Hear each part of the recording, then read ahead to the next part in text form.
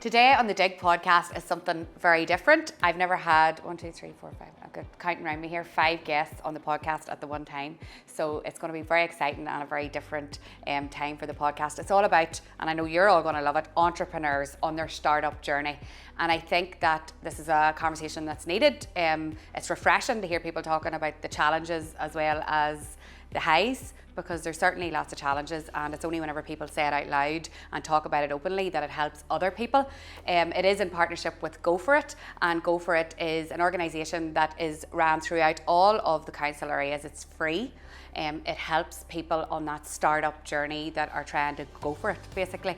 So they'll help you with business mentoring, they'll team you up with a mentor, help you with research into your competitors, and help you with your figures, doing all the financials, the plan that's what you're going to take to the bank perhaps, or to potential funders. So GoFor It is a great support for that entrepreneurial mind, and all the people that are going to be on the podcast today have worked with GoFor It and they have helped them on that journey. So I know you're going to love it.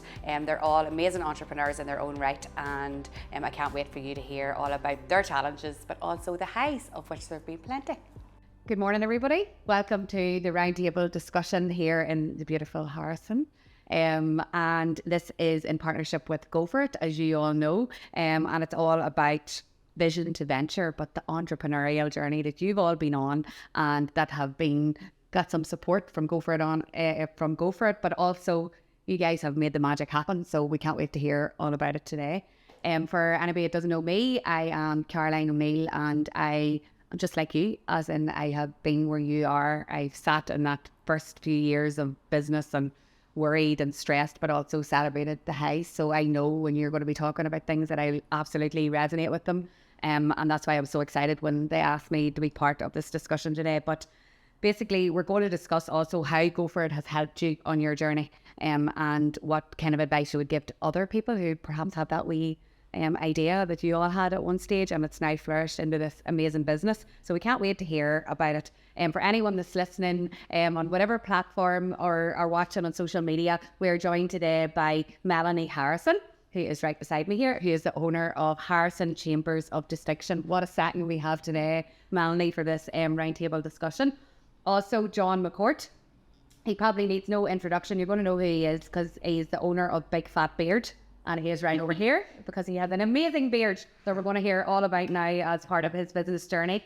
And we have Ryan Tracy, who also stands out because he is the founder of Duff Land, and he is right on character here and never steps out of character apparently. And he is with us today as well to talk about the entrepreneurial journey. And we have Maya White, who is the founder of the Ticket Bakehouse, and she's right beside me here on the left. And I was trying not to talk to the guys before we started because I want to know right from the start all about you, and equally sure in the highs and the lows. So I was like, I don't want to hear anything until we start the discussion. But I also got here Caelan Campbell. I never met Caelan until today, and he is part of the GoFor It business advisor. He is a GoFor It business advisor at Enterprise Northwest. Isn't that right, Caelan?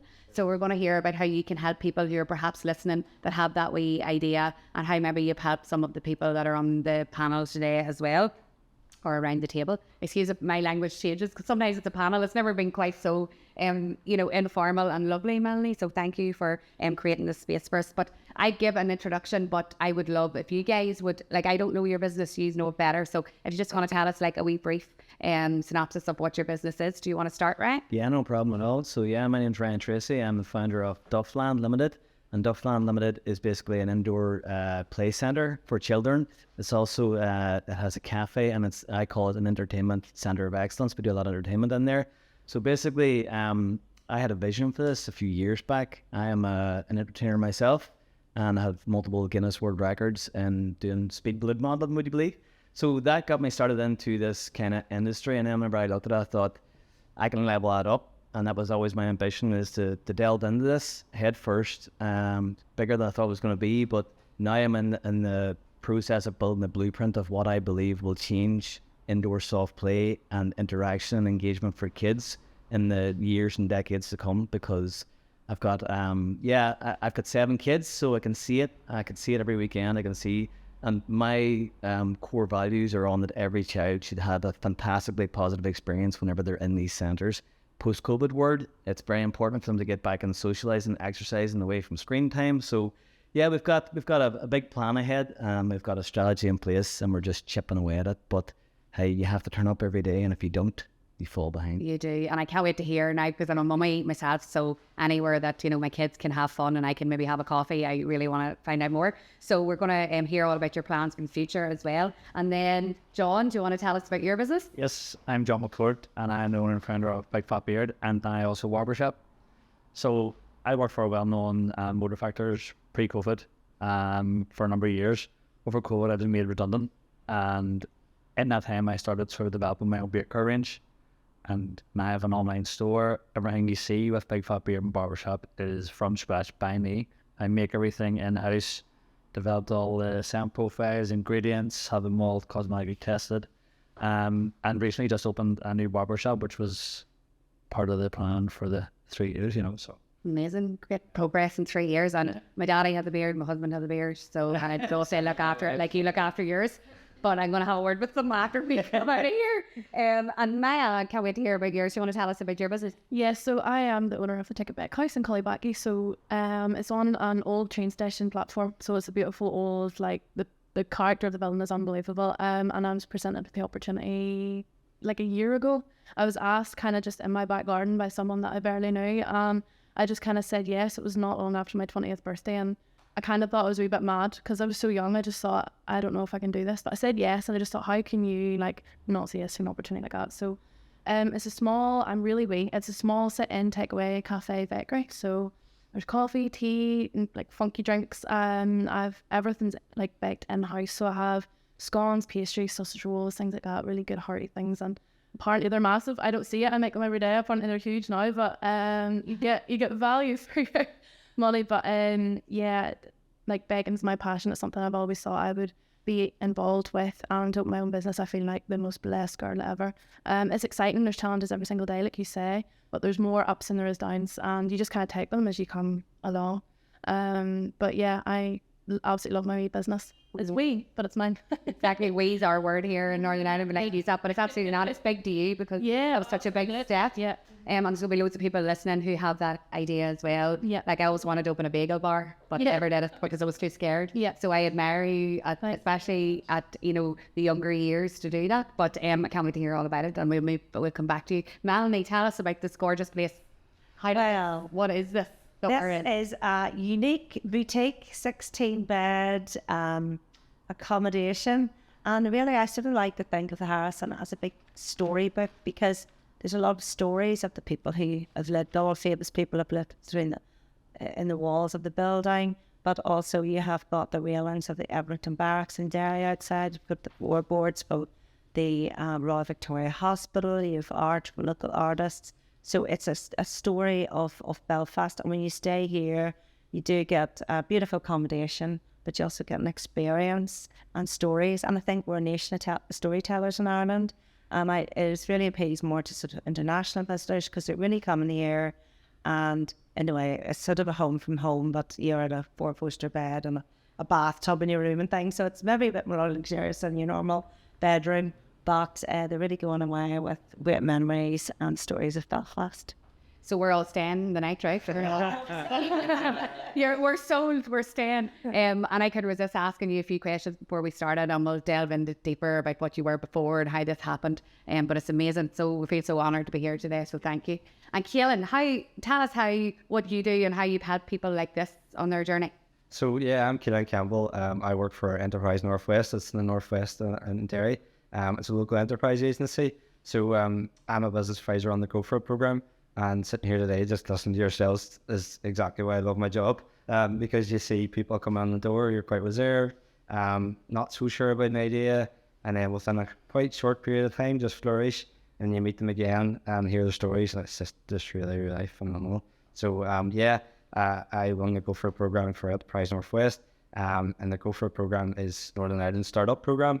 It provides everybody over 16 that wants to start a business that support. So how you get in contact is you contact your local respective council areas, and there will be somebody there that does that. So we develop a business plan and cash flow, and kind of suppose help you along that way. I'll get into it later.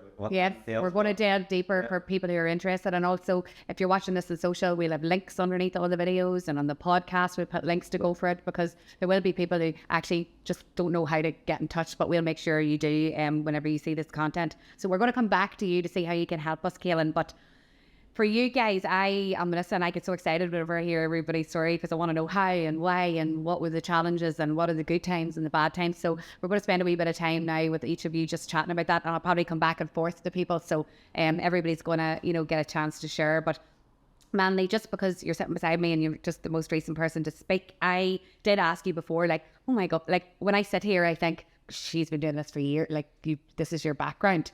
But how did you start this business, and like where did you get the idea, and is it your background? Yeah, so no, it's not my background at all in hospitality. I lived abroad for years. I was a food scientist. I came back, the last place I lived was France. I came back with 2 young children, and I restored the next door building. But I just had a passion and a vision. So when people were coming, they're saying, where should we stay in Belfast? And I just thought, there's nowhere that I really feel in my heart of hearts that, I know where they would like to stay or what I would like to stay. And I just wanted to create that like unique sort of little niche business where I think that, they really like. So I just had a real dream of an a mission of what the space I wanted to create and the experiences I wanted them to have. So I just really sort of followed my heart with it, and, stayed strong to what the values of the business were. Fortunately, it worked out. I think that's going to inspire so many people listening, because lots of people think if they're on one career path, oh, well, a food scientist, it's worlds apart from this.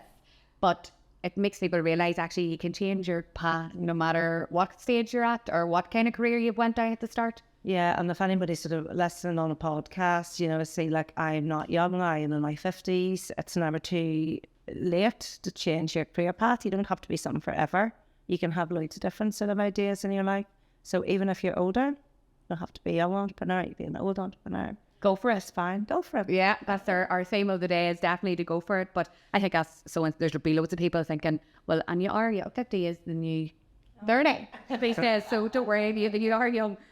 But I love to hear that. John, I wanted to come to you. What made you, yes, I know that you were kind of in a position where you're made redundant, is that what you said in your job? But why move into the fabulous industry that you're in now? What made you do that? So I was actually sitting one day shopping online with another brand, and one of my best friends was sitting beside me. He says, tell you what, boy, you spend a wild amount of money on that. Can't make it yourself. I went, I've actually thought about it. And they went, why don't you just go try it? So I actually went and tried it, started developing samples, and we're giving them out to friends, family, and a couple of guys across the water. And the feedback came back surprisingly good for a first attempt. So just tweaked, and then we took off. Now about like 28 products all sell online and stuff. So wow. It went from like a simple comment from one of my friends to say, why don't you just go for it and try and make it yourself? Yeah. To where we are now. And there's that go for it thing again. So that was friends and family encouraged you there to kind of follow that. But it's the startup at the kitchen table that you hear so often. Yes. It doesn't take lots of sometimes budget or lots of team members. It just takes that passion and the drive. That's exactly it. You just got to work with what you've got starting off. Yeah. Everybody has the means and capabilities to open up a warehouse and cosmetic purpose-built space, but just as you said, Karen and I started off on my kitchen table, mixing all this together. And so you obviously always had this beard. I've had a beard for over 10 years, but my 4-year-old son hasn't seen me without it, so... So if anybody's listening on the podcast and not visually watching John's beard, it's really long and very amazing and part of his character for sure, now his business. So it's great to hear that, and we're going to talk about friends and family later as well, but how they encouraged you at the start. Sometimes you need that wee bit of self-belief from them as well, or belief from them really. Ryan, I want to talk to you. So what was the defining moment that pushed you to launch Duff Land, to go for it? I think the defining word for me was necessity. It was about I knew that there was a need for what I could provide, and also I needed to provide for my family. We live in a real world. I have 7 children, as I said earlier, and I had a really good career. I had in academia, I had done my degree, my master's, second master's. I had a wealth of experience working at senior management level in local government, and that was great. It wasn't fulfilling. And my main ambition in life, always that I set out to be, was to bring as much positivity into people's lives as I could. And I didn't feel that environment was allowing me to either be creative or deliver on my ambition. And I read something that was poignant to me and said, you spend, maybe north of 40 years of your life and a career, you better pick it right. And if it's not right, you got to change. And that takes courage. It takes bravery. It takes risk. But with risk comes reward. And you have to be, you have to be kind of open to that. And I think what you were saying earlier on really resonates, because you have to be open to opportunity.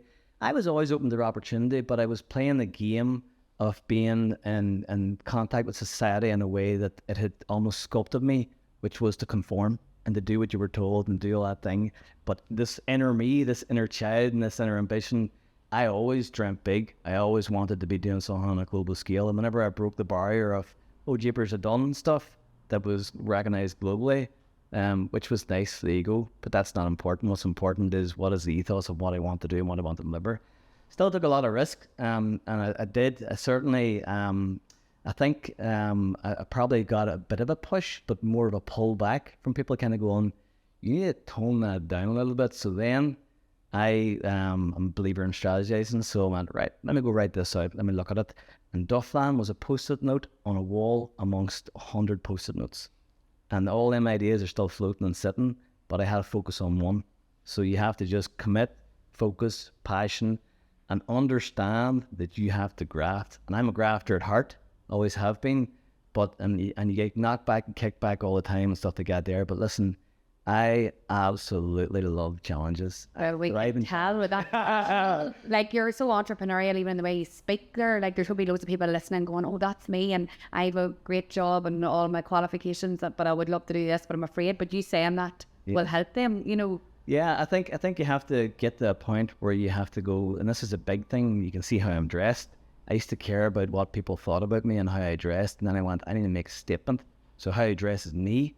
How you think about that is up to you, but I'm comfortable in my skin and what I wear, and I'm okay with that. And actually, it brings a lot of, kind of eyes on you, and that's okay, because I'm quite a kind of shy, backward guy, always was, but I knew in order to progress my life, in order to do what I wanted to do, that I had to kind of lean into that a bit, So yeah, what I would say to people is, it can be scary, but also, there's two sides to that coin.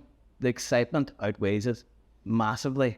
And if you can get it right or get something right and get your small wins and get them regularly, you'll get you'll be defeated.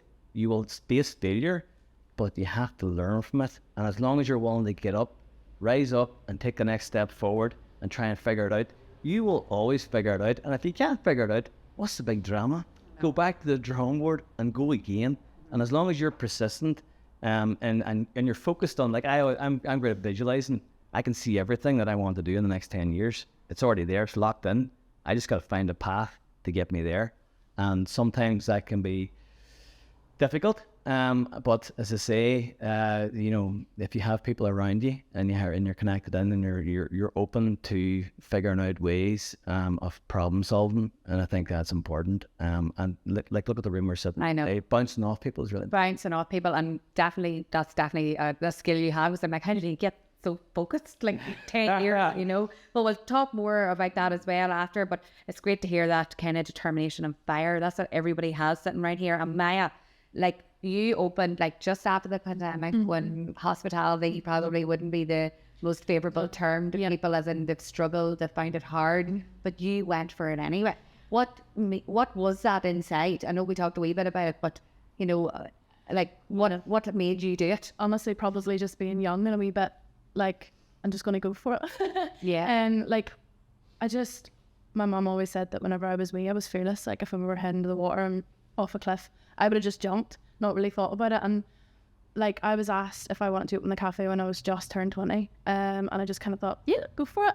And then sitting thinking about it, I was like, okay, yeah, there's a lot involved in this, but I just kind of tackled it head on. Like you said, you just have to strategize, think about, where you want to be, what you want to do, like my goal was just to create a place for people where they feel valued. Like I would not be where I am without my customers. Like they're in every single day. I have customers that are in with me 4 times a week, and I could not be more grateful. It's honestly amazing, but it's providing a space for them where they are content, they have everything they need, making sure that they're met with quality also. Everything I make with good quality ingredients. Like there's nothing that is, you know, subsidized because of cost, which we'll probably talk about later, I would say, because everything's gone a bit nuts. Yeah. I try my very best just to keep everything fresh as well. You know, I'm a bakery. You can't have like 4-day-old buns. Do you know what I mean? It's not okay. So there actually isn't an awful lot of that around locally. A lot of stuff is bought in. So I take pride in being able to say what you're eating is good quality, it's fresh, and it's still warm because it's just out of the oven. Yeah. Yeah. And what I noticed about all of you, and you in particular too, you're always talking about the customer and what you want them to experience. Like I haven't heard money mentioned as an income yet, and I know that is a big thing, but I think as an entrepreneur, it's always about the passion and the spirit you have in your business. Because you can for you whenever you kind of, I know money is there and you need money. Yeah, the business that is like hands down, but you know it's for you whenever you kind of put that aside of it and you're focusing on quality and your customer and your marketing and how your business appeals to people. Yeah. That's well, we're all coming for them. You're coming for them buttons very soon. You're from too big. I know the best time is that opportunity. But yeah, we're going to come back as well, Maya, to talk about some more things with you. But Melanie, I wanted to come back to you, and I'm sorry when I'm turning around to my other that I have it back to you. But like, what did I think you're the type of person that wouldn't like let anybody stand in your way, but what did your friends and family think about you leaving your good job in inverted commas and starting this venture? Like, was there support? Was there any kind of... there's a lot of people are just going, you can't do that. You're a single mom, and how are you going to do that? You're not going to have time, and you don't know anything about hotels, and you're not an interior designer, so you can't. How are you going to design it? And people pleading with me, you know, please, please, please, get a designer to do it. Please don't do it yourself. But the thing about it is, I want to keep it authentic. I was trying to tell a story. I was trying to, the product is the stories, and I needed to do the things myself. And I think, I'm a grafter as well. Mm-hmm. And if you think the thing is, if you work hard and you don't enjoy your job, it's stress. If you work hard and you love your job, it's passion. Mm-hmm. So like, I do live and breathe my business. I work probably 7 days a week, and I'm here 9 days. But the thing is, I actually love it, and I love the guests, and I love the experience, and I really enjoy it. So it's a lifestyle really for me. What would you say to people listening that perhaps family and friends and everybody's, that's not to diss their fears for you or their concern, but what would you say if that's the thing that's holding people back from going for it? Like, I mean, I think though, like every day people will come, because I think if you're working in hospitality, you come in and the same hour, people are always going, here's what you should do and here's what you should do, and people have all this advice because everybody's an expert on food and hospitality and everything, because everybody uses it and likes to know about it. But I think the dark art in that kind of thing is knowing what advice to take and what advice doesn't serve you, and really always coming back to your values and staying strong to that. And people will, with the best will in the world, try to give their advice. People are being nice to you by trying to think, but that's their story and that's their opinion, and that's okay, and they can do whatever they want, but it's your life, and you're not there to please other people. You're there to, follow your own path and your own story and your own passion. And if you don't, I really thought to myself, but if I don't do this, I'll regret this forever, and I have to try this. And if I don't do it, you do it and you feel, well, you never, I always think as well, I've done loads of different jobs in my life. I've probably done every kind of career from I've been 14 onwards. I've been working and doing things, but I just think you can never really go down. If you go down a path, and maybe it's a dead end, but you still learn loads of things on the way. So it's never a wasted experience, because you've come away with knowledge and you learn from mistakes, and then you just do something else. I love that. And that's definitely been my journey of like, used to look at them as feelings, but then I learned so much along the way. And also my mum, I used to be an occupational therapist, and when I told my mummy I was leaving, she cried her eyes out and begged me not to do it. And also I'd been there with the friends and family, and that's not, like, her concerns were valid, but if I had listened to her, well, I wouldn't be sitting in the house and today talking to you all about, I would still be doing probably what wasn't fulfilling me. But anyway, so I appreciate all of that, and I know there's concerns, but I don't think you should let it hold you back. It's really what I knew you would bring to the fore, Melanie. John, what would you say to people like that are on that startup journey? What should they expect when they're starting their own business? Because I think a lot of people go in with perhaps the glamour vision that I'm an entrepreneur and I have my own business, but what should people expect? Have you any tips for them about the kind of journey, the start journey? Yeah, of course, it's not all sunshine and rainbows, to be fair. It is hard graft. People don't see what all of us do behind a social media platform. Like, it's nice being able to post a nice picture and doing this and doing that, but really you're probably doing 15, 16 hour days, 7 days a week. Even whenever I go home and at night when I sit down eventually, I'm still going. The mind's still going. You can never, ever, ever switch off. So if anyone is wanting to start a business or have an idea about business, just be prepared to put in the work, because it doesn't come easy, but when it does come, it's so rewarding. Yeah, I think everybody probably around the table would say that. And recently someone said to me, what do you do for self-care? And I'm like, what? What's that? Get self-care when you're, and that's not to make fun of that, because I know we need to look after ourselves, but actually when you're an entrepreneur, like you said, I love working late at night and doing all this stuff and working hard, but it is hard going for somebody that maybe isn't expecting that graft, is really what you're saying. And Ryan, talk to us about your startup journey. Like, what was the downside? There were ups, obviously, but what was the biggest downside to starting up? Just such an overwhelmingly big project to take on. And I think, to be honest with you, I knew first of all, I heard a quote and it really stuck with me. It says, you miss 100% of the shots that you don't take. And it's a basketball quote. I said, I went, well, there you go. What is it again? You miss 100% of the shots that you don't take. So if you're not willing to take a shot, you don't stand a chance. So true. So I was like, right, let's take some shots. So we try some stuff. And then the other thing that really hit me early on was, don't expect anyone to do it for you. Yes, there's great support if you're willing to be open to look for it and to accept it and to understand that relationship and to foster that relationship. But no one's going to do it for you. You have to be prepared to put in the time. And for me, I think, to be honest with you, it was going into something that I thought, my approach was always, how bad could it be? It can't be that bad. I will figure it out. Oh, there was a lot of figuring out to do. Because whenever I went into like a 6,000 square foot space, and all of a sudden I quickly had to employ my skills from previous jobs. I've also done about 40 different jobs and gathered a lot of skills. And at that point, my life was all, that's not useful to me, but it became very useful to me, because I would have done like Lean Six Sigma practitioner and stuff like that. So I started to pick apart my business and go, how can I make this more efficient? How can I sequence them better? How can I improve the experience? How can I make sure that the intrinsic values that I want to get in there are there? So yeah, it was kind of a bit overwhelming, but you have to take a step back there and go, okay, step by step. But my problem was I didn't have significant investment to put into this business. I hadn't 2p to start this business. I'm going to be honest with you. I just found a way to make it work. And the very first month we opened, we ran 70 parties. People booked to come to us on the back of my name and what they knew that my values were, because they hadn't even seen it, because I hadn't built it. But I did then eventually start to build it.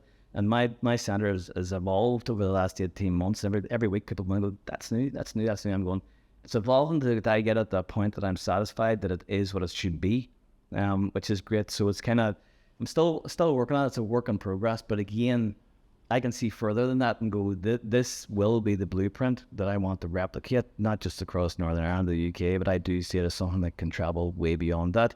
And I think if you can think of it like that, and again, you can't get overwhelmed by that, because what's the first thing I'm doing? Get the blueprint, then see if I can replicate it. So yeah, lots of challenges. Money's a massive thing, obviously. Yeah, your circles that you're running, people always say that you need people around you that are kind of believing in stuff like that. I think there's an extent to that. However, if you don't have a 100% belief in yourself and what you want to do and how you're going to get there, then, you know, that you can't rely on other people, you know, to take you there. Yeah. You have to get there yourself. You have to believe you can get there yourself. And there's moments of doubt. There's lots of moments of doubt. And there's a lot of procrastination. There's a lot of challenges and stuff like that.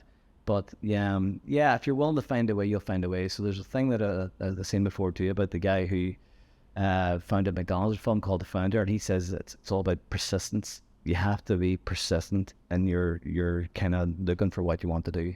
I think that's important, and that's not easy. No. It's not. And listen, that's another thing.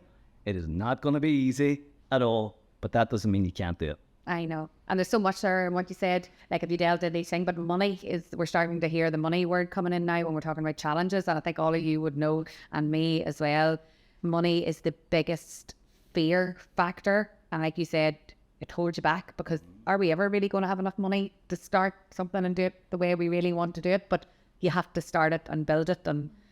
But it's scary. And there's people that get downhearted and give up then because the money doesn't come as quick as they thought it would come. But that's about, I suppose, the support that GoFor It can give, because they help with the finances, help you plan, budget, a thing that I never did, Kaylin, and we're going to talk to you after. And I wish I had I don't know if GoFor It was going 14 years ago, I'm not sure. It would have been maybe some kind of support available, but I didn't know what I was doing. And I now want to let people know that GoFor It's there, because you need to get your figures, you need to know what to expect, because then you can panic. Maya, so you started your business, but what's been the proudest thing? Now, you did say that a few customers coming in 4 times a week. That's pretty proud moment. That is my biggest pride. I just thought I could see your wee eye glinting when you said that. That's the network, the community of people, and the fact that people, because I'm on a train station, it's class, because people will come from like Foreign, they'll come from Belfast, sit with me for an hour and get the next train back, and I think it's incredible. And people were coming in my first couple of months, people were coming from Limavady, and I'm like, how on earth did you hear about me? I actually had a girl that lives in Australia, and her mummy lives in Collybaggy, and she's seen the Ticket Back House on the social media, and she texted her mummy, and her mummy's now in with me 3 times a week. Wow. And whenever she came home from Australia, she hadn't been back in a couple of years because of COVID and stuff. She came in and says, hello, I'm Meg. She's like, it's lovely to meet you. Like, her mummy brought her in and all. It's the networking of that is incredible, and that's what I feel so proud of, to be able to have the opportunity to like target my market, you know, and like speak to people through social media, through flour and sugar and milk. Do you know what I mean? Like people, like the way through people is food. People love food, especially during lockdown. I had a small business that I started just for a bit of crack. It was Blondie Bakes, and it was just cakes and buns and like treat boxes during lockdown, and it went mental because people were bored and they didn't know what else to do except eat. People love eating, so I feel like that market, especially after lockdown, now it was scary. I think all of us have said that word scary. I did an interview recently, and I don't know how many times I said the word scary, but fun. It is scary, but it's fun, and you just have to like dive into it straight away and just go for it. Like, there is lots of things to think about. You kind of have to bring yourself back and think, right, okay, I need to go back to the books here and just kind of settle down. But it all kind of spreads, like it all kind of comes together and it settles, and you're just like, okay, I'm doing good here. Like, we'll see how far we can push this. And you mentioned social media a couple of times there. Yeah, but I'm going to be thinking now, how do we see these buns and bakes and all the things you're doing? What is your social media handle? Instagram and Facebook, it's Ticket Back House NI. Or no, Ticket Back House. That's it, the Ticket Back House. The Ticket Bake House, because I tagged you before we can answer it. The Ticket Bake House. I'm going to find out everybody's social handles as well, but just because you've mentioned that there, and that is a key thing for staying valuable. The fact that someone in Australia text their mum here, right? That blows anybody away. The power of it. So, fair play to you, and you should be proud for to have really only started your business and had that kind of reach. So fair play. And Melanie, I want to come back to you again. Like, what would you say to people who are listening to this on whatever the platforms may be, and they're thinking of maybe going to the GoFor It program? Like, what would you say to them, like, to encourage them to do that? Well, you've nothing to lose. You want to get good advice. You're going to get a business plan put together. And really, you know, as we're saying, you know, it's all about the figures. I mean, you could be really passionate and think, you know, this is going to be the best idea ever. But if the figures don't add up, you're going to quickly find out, is this business viable, or do I need to change something about it? And also what I found about with GoFor It, it opens the floodgates to so many other things. And in Belfast City Council, I've been through other things there, you know, with mentoring support and other programs, digital marketing, all this stuff. So GoFor It opens doors and opportunities to so many other, you know, help to different things. So I wouldn't hesitate and go out, and you know, you've got to lose. I know, and you know, again, I know we're talking about money again, but it is free support, and sometimes when startup, you don't have the money to pay for, you know, the advice and the mentoring and the business consultations that you might need. So the fact that GoFor It is that free service, I think, is invaluable, and why not explore it? And Kayla will talk to you about that in a wee second. Ryan, what would you say to anybody that has, oh yes, no, sorry, this is a different question now, and this is a really good one, because I'm sure all of us, I know me, I do, sitting here, imposter syndrome. Does everybody knows what that is, and I'm sure everybody listening does too. I would describe it as a feeling like you don't feel like you're good enough to belong in the space that you're in, as we all sit here in the Harrison and Belfast, and loads of people think that and think they can't start a business because they're not good enough, or they're not. How do you did that ever happen to you, and how do you deal with that if it does happen? Well, listen, just very quickly, just on the back of what you said before, I think what you're saying about the free advice as well, you have to be an individual who says, I don't know it all. I have to be open, because other people know stuff too, and I need to take that learning from that. Right. Just want to make that point on that. In relation to imposter syndrome, yeah, definitely, it is a thing. It's like, am I good enough to be this person? But I think a lot of years ago, I settled myself in my mind with whatever I did, whatever I applied myself to, that I was going to be the best in the world at it. And that was always my thing. And there's lots of stuff I'm not really even good at, but I knew they would find something that I would be really good at. So I've always had this kind of underlying confidence, which was born out of a lack of confidence and a lack of self-esteem as a younger person. When I was your age, I certainly was fearless, absolutely, traveled the world, done loads of things. Would I have had the guts to open my own business back then? Probably not, because again, I thought my career path was going to be it, and I thought I was going to become a chief executive of an organization and have massive influence. I just figured out then through life that you can be who you want to be, and there's a lot of figuring out in that, you know. So I think in relation to the imposter syndrome, there's certainly been times in my journey where I've been in place and going, what am I doing here? Is this me? Am I here? Like, I watch back some of the stuff I done on TV and go, yes, who's that guy? Who's that guy? You're just dropping that in lightly there, but you were on Britain's Got Talent. Yeah, I was a semi-finalist in 2017, and then I done Ninja Warrior the following year. Was on Blue Peter, Gogglebox. Now we've all imposter syndrome. We really shouldn't be here. But you know what? Looking back at that, I'm kind of going, that was me. I remember that, but the really important thing about that for me back then was I wasn't afraid of it. I wasn't afraid of what those judges, what people thought of me. I was doing what I believed and loved, and I had focus. I wanted to be a world record holder, and that drowned out all the noise. But at the same time, when I was watching that back, like I've watched that back a couple of times. I don't like watching myself on TV, but whenever I do, I go, who's that guy? He's good at doing that. So I do, there's a disassociation there, because in order to do what you need to do to propel yourself in life, sometimes you have to go, well, that's the character that I need to develop into and step into. Whereby in the background, I'm kind of going a little bit introverted and I like my own space and a little bit shy. But I learned in life early that if you don't take those opportunities to stand up on that stage, because if I don't do that, how can I inspire or say to anybody else that you should do it? So you have to walk the path. In order to do that, you have to have a lot of guts and a lot of bravery. So yeah, definitely a feature of what I did, and still to this day, you know. But I know I keep taking them steps and doing that, because that's a big thing about what I do, is inspiring not only my own children, but a generation to come that see the barriers, walk through them, push past it, don't take on what everybody else says, let it go. Somebody said something earlier about things that you learn along the way. Everybody will have an opinion and stuff they get there. Take the value. If there's anything valuable, take it. Let the rest of it go. I know. It's not important. I think it's a skill, and you know, we all no one's any better than anybody. This is what I say to myself.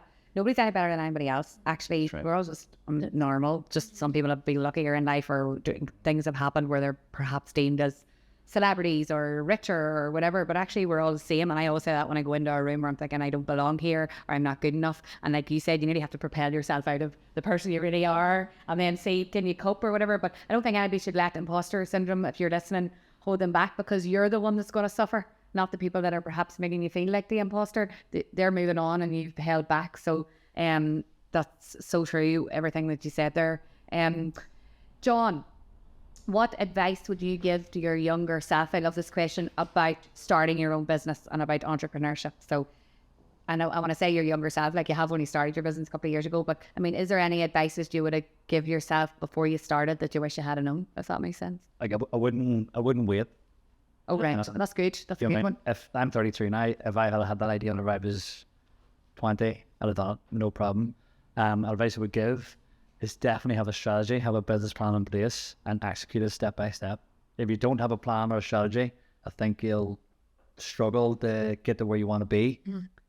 So absolutely have a plan and a strategy in place. Yeah, I love that. Don't wait, but why wait? Because nobody's guaranteed tomorrow, right? Well, especially whenever you're afraid is the perfect time to do it, because you'll be nervous, you'll be on edge, and you have the energy to do everything you need to do. But if you're comfortable, you'll be like, I'm not too fast. But if you're afraid, just jump. There's going to be a surge of entrepreneurs after this podcast. Like, oh, rush into the GoFor It program. Let's hope so, Keelan. And Maya, I just want to, and we've got loads more to talk about, but just for this section, I want to finish with you. What would you do? Would you do anything differently if you were to do it all over again? Like those startup days, that startup year? No, like everything I feel, honestly, like everything that I've done, I don't regret, because I've learned from the mistakes. Like if I was to say I would change everything I did wrong so that everyone would be perfect, like I'm lying to myself. Like you can't be perfect. It doesn't exist. Like you need those mistakes. I think Melanie, you said that too. Like you need those mistakes to G you on and like think, I am a lover of, if I've made a mistake, say I've put the wrong raisin agent into my scones, I put baking powder instead of baking soda. I've done that. Yeah, it makes a difference, right? So you do it and you don't realise you've done it, and you're looking at them and they're like re-disked, and you're like, okay, let's trace back. What have I done wrong? I did that wrong. And then from there you can build. And then for the next time you're like, put baking soda, not baking powder. And like, do you know what I mean? It's tracing back your mistakes and using that to build steps to make your business bigger, better, whatever. But I wouldn't change anything. I love that. Like I love everything that is happening. Like it just motivates you pretty much. Like you can get so wrapped up in your mistakes and you think, I'm not good enough. The imposter syndrome. Like I actually found that I had the imposter syndrome after and I thought, like, this isn't me. You know, like this is going well. I'm just kind of here doing my wee thing. I show up into the bakery every day, my apron on, tie my hair back, and I'm just making scones, and people are congratulating me, and I'm like, I'm just here doing my thing. Like it is a real thing, but you just keep going with it. And I love that you said you wouldn't change a thing, and I think that's right, because you only learn when you make the mistake. You only learn. If you changed it, there's not be a mistake, you wouldn't learn. You can't be perfect. Like business is difficult, it's tricky, like it is a maze, but like you can't be perfect. You need those mistakes, and plus we're all human. Do you know what I mean? Yeah. Like we all look gorgeous and we're sitting here and everything looks brilliant for social media, but like see whenever I'm graphing at home, I'm in my leggings, the hair's scraped back, like no makeup on, like it's graph, but you know, your face is for your media and your business to make everything look presentable and make people want to come. But like, you're yourself. We're all human. Yeah. Nobody is perfect. We all make mistakes. And if you were to say that you don't make mistakes, you're lying. I know. Absolutely. So true. Like I'm down inside because I have hay fever and I'm trying not to sneeze all over you all. Yeah. And I've got my tissue tightly gripped in my hand. Yeah. And I'm dying inside. I'm so human right now that I am sweating buckets here. Because I have camera angles. Do you know what I mean? I know, but look, that's real life, and that's just the way it is. And you go through all of those things in business, but it's so good for you to hear, for us to hear that you wouldn't change a thing. Caroline, can I just add something very quickly? Yes. So I think it's important what you were saying about the mistakes as well, is you can't go back, You can't. but you can go forward. Yeah. And you can use them mistakes to learn from them, and then you can apply them, and they might not work again. Yeah. And then you have to go to version. What did it say about Thomas Edison? He failed 99 times before. No, it was 9,999 times. It was only the 10,000th attempt that he got it right. You know, he's super prepared. But if you have the passion for it, you keep pushing for it, it's going to work. Yeah. You know, like you'll go down all these roads and stuff, but it will work. You like, even if it's wee. Do you know what I mean? Like my cafe is so wee. And people are saying, when are you going to get bigger? For anybody listening that isn't from here, we mean small, right? Small. Like, small. I'm small. I'm small, but And people are constantly saying, you'll need to extend, you need to be bigger. I like my wee space. Do you know what I mean? Look at the impact you're making though, like people in Australia and everything. So that was an amazing conversation. I could talk to every one of you actually separately and delve deep, and maybe someday we all will on the Digg podcast. But I want to know now, I want to speak to Caelan, and I'm sure everybody that's listening that has a business idea, Caelan, are thinking, right, I've heard all these inspiring, amazing stories, but how is GoFor It going to help me with my wee tiny seed of an idea? I hope you enjoyed the first part in our GoFor It series, where you've heard from all the businesses, like they really have taken a leap of faith into the entrepreneurial world, and they're all flourishing, but they have had some help along the way and some guidance and some support from the GoFor It program. So in the next episode of the Digg podcast, which is dropping really, really soon, you'll hear from that expert within the GoFor It team. And if you're that person that's sitting there with that inkling, that little idea, that burning desire to start your own business, honestly, once you hear from the GoFor It advisor and hear from the other businesses on how GoFor It has exactly helped them, like the specific things that they helped them with, then you never know, you could actually start to put some things into practice for you to fulfill your dreams and not let that burning desire go out, not let that flame for business and passion for entrepreneurship go out. You can't let it. You've only got one crack at this. So watch out for the next episode dropping soon. In order for the podcast to grow, some people mightn't actually realise this, but it really helps if you follow the podcast or subscribe. So depending on what platform you listen on, if you could take 2 seconds out of your time and go and either subscribe on YouTube, follow on Spotify or on Apple Podcasts, and that just helps the podcast rank higher, the algorithm, all the tacky things, but also helps me have a further reach, help more people, and also be able to get more guests on the podcast too. So don't underestimate that little follow or that subscribe. I'd really, really appreciate it. I also love to hear if you find the podcast useful. So let me know on social, send me a DM on Digg for Success. And also, if you want a screenshot and share it with the rest of your audience, I will do my best to reshare that on social as well. I will see you all again next week. And until then, let's just keep taking those small steps every day to improving our businesses, but also just being happier, better people.